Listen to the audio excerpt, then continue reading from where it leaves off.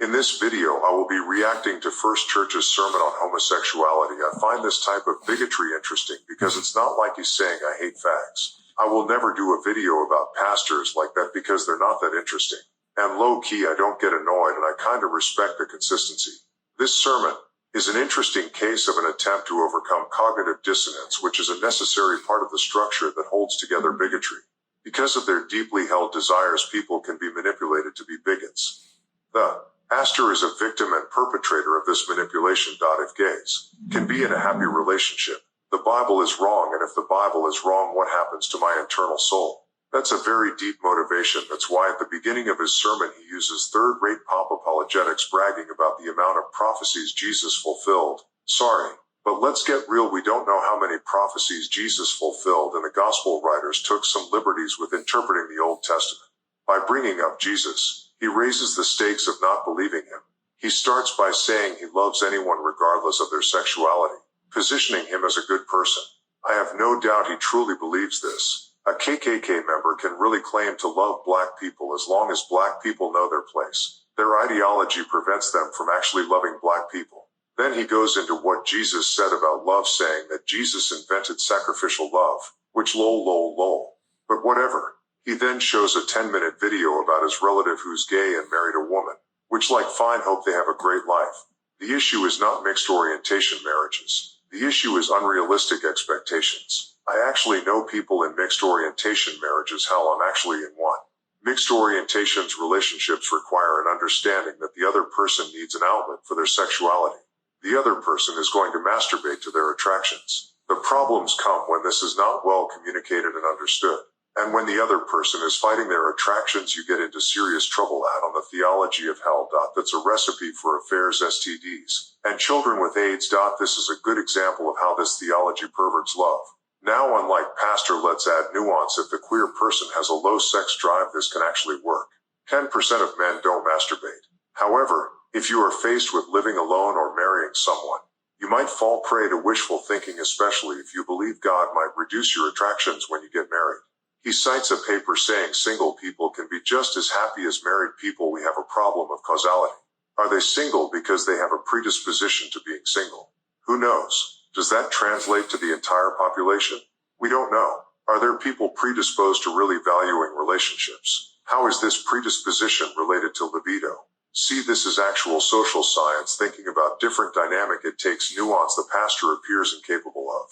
Let's look at some research of what can happen when a mixed orientation marriages have bad communication. We observed an extremely high HIV prevalence among women married to MSM despite low levels of individual risk behavior. Interventions are urgently needed in this vulnerable population, particularly given the challenges related to disclosure of same-sex behavior among their husbands.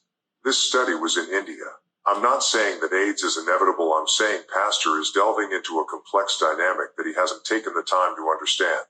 Just being like, oh, my relative did this and I like it because I can love gay people and not give up anything. By limiting gay people opportunities for relationships, they endanger not only queer people but the straight people who marry them and the children resulting from this relationship. I want to talk about his main argument, I guess would be the word. First, I need to talk about what a study can and cannot do. I'm in economics, so I understand social sciences. We don't and cannot make sweeping proclamations. If you read a paper on the minimum wage, you will never read rather the minimum wage is always good or always bad. That's not what we do. We go out and find correlations, not causation. Remember, the study I just quoted said it observed not this is a definite outcome of a mixed orientation marriage. Another problem is the more complex the issue, the less definitive you can be. This is due to more variables. This is a quote from another paper. In summary, we can assume that minority stress may be a driving factor in producing mental health differences between individuals afflicted by it, such as gay and bisexual men, and those who are not, such as heterosexual men. Accordingly, there is evidence that such mental health differences in German LGBTs versus heterosexuals are mediated by sexual identity stress based on the true sexual identity. End quote. Notice the word may. It doesn't say, well, gays would have just as good mental health if there was no homophobia. You can't say that. However, pastor is like, well, I read this paper that said the difference between mental health is not because of bigotry, so same-sex relationships are inherently bad. Just because you read one paper doesn't mean that paper is definitive. That's silly. And technically, even if 96% of gay couples killed themselves after getting married and 4% lived happily, that wouldn't mean that gay marriage is inherently bad, although I do think gay marriage would be illegal in that world unless the people in that universe were incredibly nuanced thinkers and have a therapist interview them before they got married. Another paper: significant disparities in smoking and marijuana use were observed for lesbian/gay and bisexual women across nearly all racial/ethnic groups. Disparities were consistently greater in magnitude for Black and Hispanic LGBT women compared with white LGBT women. Few disparities were observed among men. The magnitude of observed disparities did not differ by race/ethnicity. End quote. Why would men have fewer disparities? But because the pastor doesn't understand social science. He's just like, I read a paper, I don't need any nuance or deep analysis. Nope. Let's just say because there are difference between health outcomes. Not only is the entire difference due to the gay lifestyle, but let's take this and just say that it is evidence that all gays are unhappy because, well, something about the gay lifestyle I can't define. And once I'm done with the logic long jump Olympics, I can argue, see, God forbids gay relationships because he wants us to be happy. Okay, but there are happy gay couples? Shh, don't ask too many questions. So I don't know what to do with that level of logic. Like if someone wrote an economic paper that said, well, minimum wage hurts the economy in some cases, therefore raising the minimum is always bad, they would get laugh out the room. Even conservative economists would roll their eyes. But wait, it gets even worse. The overall depression rate says nothing about gay people in a relationship. So there's a bit of equivocation going on top of this analysis that would be surpassed by a literal fucking 12-year-old. Not calling him retarded, but it is worth emphasizing how stupid this can get. Like, just say you don't think gays should be in same-sex relationships, dog. Don't embarrass yourself. Then he says, well, we'll always rejoice with the truth and we love you even though you choose this lifestyle.